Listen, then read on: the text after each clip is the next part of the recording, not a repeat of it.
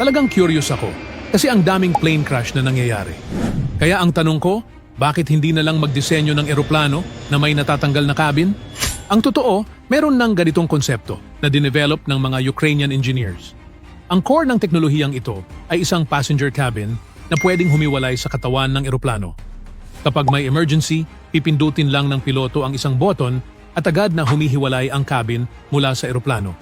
Pagkatapos nito, dalawang malalaking parachute ang bumubuka para gabayan ang cabin pababa sa ligtas at maayos na paglapag. Meron ding inflatable tubes sa ilalim ng cabin na mabilis lumalaki kapag emergency landing. Kapag sa lupa, nababawasan nito ang friction. Kapag sa tubig naman, nagsisilbing floaters ang mga ito para hindi lumubog ang cabin. Dahil dito, mas mataas ang tsansa ng kaligtasan ng mga pasahero. Hindi lang ito simpleng innovation, isa itong malaking hakbang para sa kaligtasan ng aviation.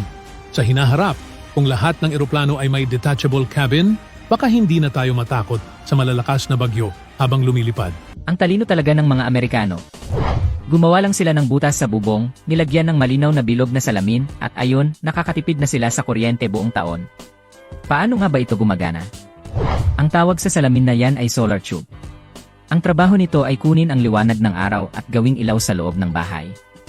Kapag nakakabit na ang sistema, kahit madilim na kwarto ay biglang nagiging maliwanag. Ano nga ba ang nangyayari sa liwanag ng araw mula sa labas papasok sa loob? Una, ang bilog na dome ay tumatanggap at tumututok ng liwanag mula sa lahat ng direksyon. Ang dome ay konektado sa isang tubo. Ang loob ng tubong ito ay may special na coating, isang reflective metal glaze na may 79.7% reflectivity.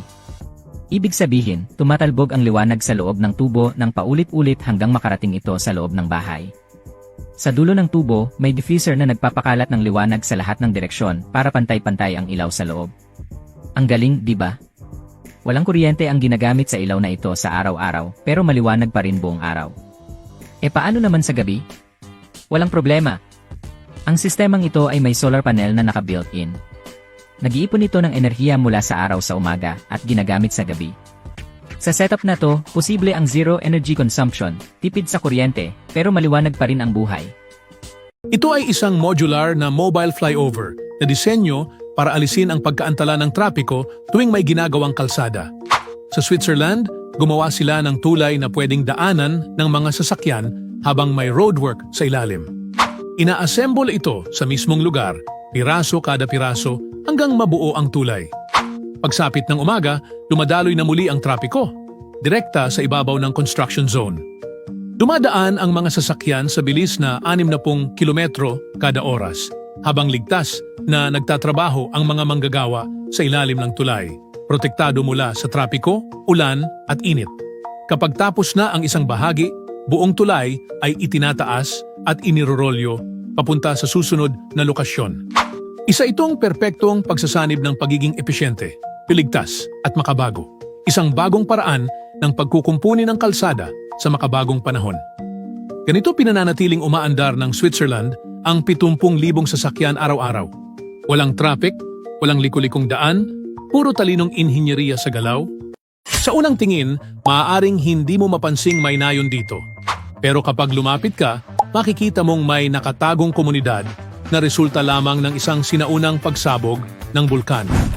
Sa hilagang kanlurang bahagi ng Iran, matatagpuan ang Kandovan Village, isang kakaibang nayon na may daang taong kasaysayan. Ang mga tila cone-shaped na bato na makikita dito ay nabuo matapos sumabog ang bulkang Mount Sahand libo-libong taon na ang nakalilipas. Ang dating abo, lava at mga bato mula sa bulkan ay tumigas at sa pagdaan ng panahon, ito'y hinubog ng hangin at ulan. Sa loob ng mga batong ito, nilikha ng mga lokal na residente ang kanilang mga tahanan, mga kuweba na tunay na tirahan. Ang maganda rito, natural ang insulasyon ng mga ito. Hindi na nila kailangan ng aircon o pampainit kahit anong panahon. Ang Kandovan ay hindi lang basta tirahan. Meron din itong mosque, paliguan at paaralan na nakatayo rin sa loob ng mga batong ito. Ang pangalang Kandovan ay mula sa salitang Persian na kando, na ang ibig sabihin ay pugad ng bubuyog. At bagay na bagay ito dahil parang ang pugad ang itsura ng mga bahay rito. Sa kasalukuyan, humigit kumulang 600 katao ang naninirahan sa natatanging nayong ito, namumuhay ng simple at malapit sa kalikasan.